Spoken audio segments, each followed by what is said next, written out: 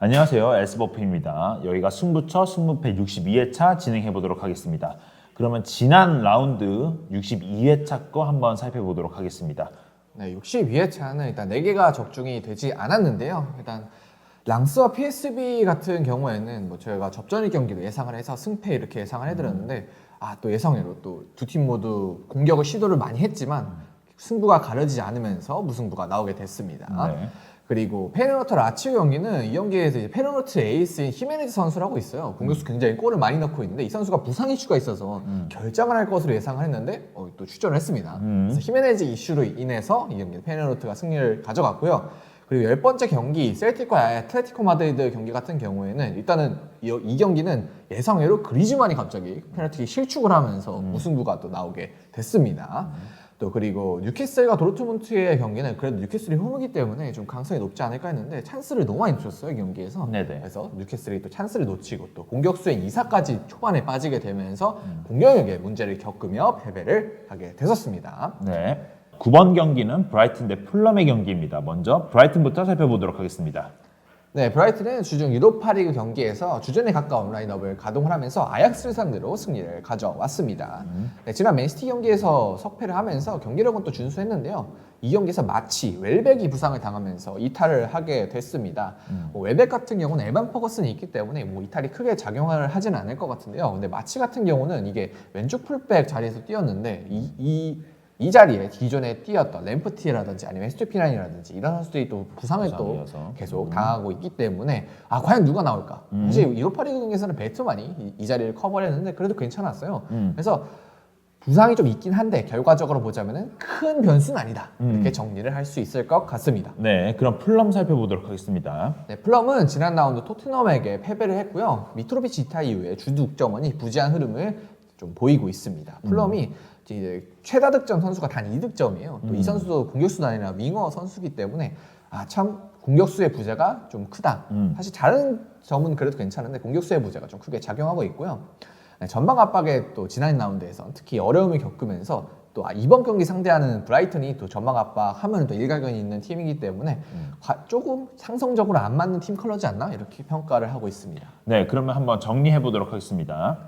네, 브라이턴이 부상자가 많긴 한데요. 근데 뭐 아까 말씀드렸듯이 대체가 충분히 가능하고 풀럼이 득점원이 부족한 게 좀 크기 때문에 그리고 또 압박에 취약하고 그렇기 때문에 이번 경기는 브라이턴이 좀 우세하지 않을까 보고 있습니다. 네, 그래서 이번 경기는 브라이튼의 승리를 예상해 보도록 하겠습니다.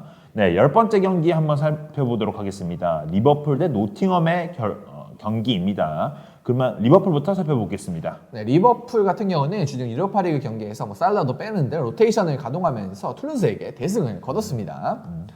네, 최근 공격력이 너무 강한데요. 이제 로버트슨이 부상으로 이탈한 왼쪽 수비가 문제가 없다면 좋은 경기력이 예상이 됩니다. 뭐 이 자리에는 치미카스가 최근 출전을 하고 있는데요.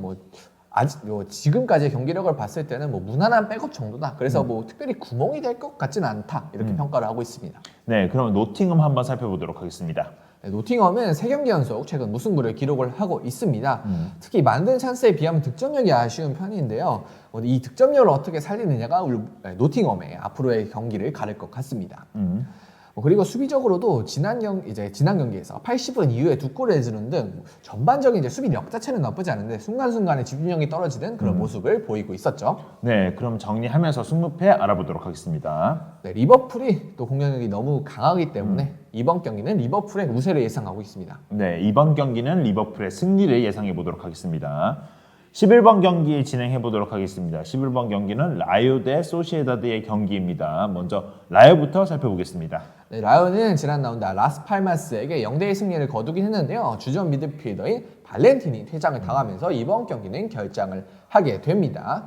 최근 역습을 통해서 적은 기회 속에서도 득점을 잘 만들어내고 있는데요. 근데 또 기회가 자체가 또 많지 않았기 때문에 과연 이런 결정력 언제까지 유지할 수 있을지는 좀 의문인 상황이죠. 네, 자 그러면 소시에다드 한번 살펴보도록 하겠습니다. 네, 소시에다드는 주중 챔피언스리그 경기에서도 승리를 하면서 연승을 기록을 하고 있습니다. 다만 이겼던 두 경기 모두 좀 쉽게 이겼다기보단 어려운 승리였기 때문에 이 점을 좀 고려를 해야 될 것 같고요.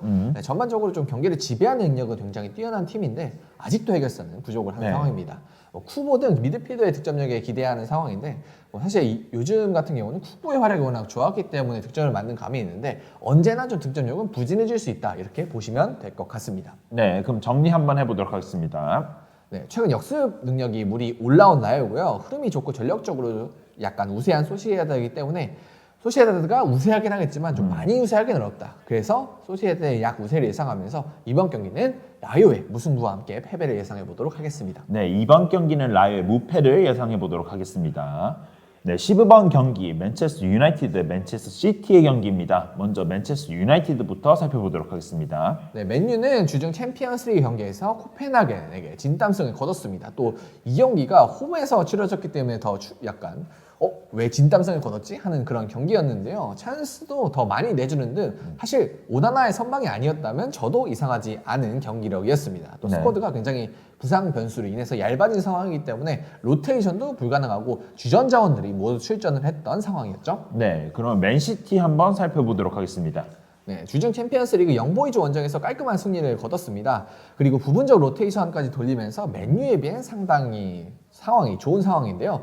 또 아칸지가 징계로 지난 경기 퇴장에 당했기 때문에 이번 경기 결장을 하는데요. 디아즈, 스톤스 등 아칸지가 주전이라고 보기는 어렵기 때문에 이번 경기 변수는 되지 않을 것 같습니다. 네, 그러면 두 팀 한번 정리해 보도록 하겠습니다. 네, 최근 경기력 차이가 많이 나는 양 팀이고요. 체력 변수 차이도 분명히 있기 때문에 이번 경기 더비 경기로 상당히 치열할 것으로 예상은 되지만 맨시티가 확실히 우세하지 않을까 그렇게 보고 있습니다. 네, 그래서 이번 경기는 맨체스터 유나이티드의 패배를 한번 예상해 보도록 하겠습니다. 13번 경기 한번 살펴보도록 하겠습니다. 빌바오 대 발렌시아의 경기입니다. 먼저 빌바오부터 살펴보겠습니다.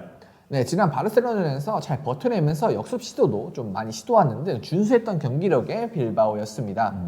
네, 또 발렌시아와의 최근 10번 맞대결에서 한 번도 패하지 않았을 정도로 최근에 발렌시아에 강했던 흐름도 있던 빌바오였죠. 네, 그럼 발렌시아 한번 살펴보도록 하겠습니다. 네, 지난 경기에서 카디스를 압도하긴 했는데요. 발렌시아가 상대의 퇴장 여파가 있었기 때문에 이 경기를 크게 의미 있게 평가하기는 좀 어려울 것 같습니다. 그리고 이제 최근 원정 5경기에서 2무 3패로 최근 원정이 또 약한 흐름을 보이고 있다는 것도 주목을 해야 될 것 같죠. 네, 그럼 정리 한번 해보도록 하겠습니다. 네, 발렌시아 상대로 최근에 강했던 빌바오고요. 원정에 약한 발렌시아이기 때문에 이번 경기는 좀 빌바오가 우세하지 않을까 그렇게 보고 있습니다. 네, 이번 경기는 빌바오의 승리를 예상해 보도록 하겠습니다. 네, 마지막 경기 14번 경기입니다. 에이티 마드리드 대 알라베스의 경기 한번 살펴보도록 하겠습니다. 네, 주중 챔피언스리그 경기에서 페널티 실축, 퇴장 변수도 발생하는 등 불운한 상황 속에서 셀틱 원정에서 무승부를 거뒀습니다.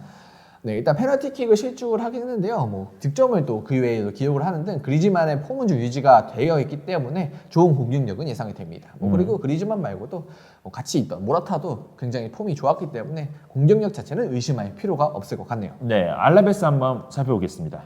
네, 알라베스는 역습은 날카롭긴 한데요. 주도한 능력이 매우 떨어집니다. 그리고 알라베스가 최근 9번의 리그 경기에서 승리가 없을 정도로 원정에 약한 상황입니다. 그리고 이 9번의 리그 원정 경기 중에 제가 본 것 중에 4번이 좀 2부 리그 경기였어요. 그래서 지난 시즌 막판부터 원정에서 좋지 않았다. 그래서 이 흐름이 이번 경기에서도 좀 이어지지 않을까 그렇게 보고 있습니다. 네, 그러면 정리 한번 해보도록 하겠습니다. 네, 두 팀의 전력 차는 확실히 큰 상황이고요. 알라베스가 최근 원정에서 매우 부진을 했었기 때문에 이번 경기는 아틀레티코 마드리드가 우세하지 않을까 그렇게 보고 있습니다. 네, 이번 경기는 에이티 마드리드의 승리를 예상해 보도록 하겠습니다.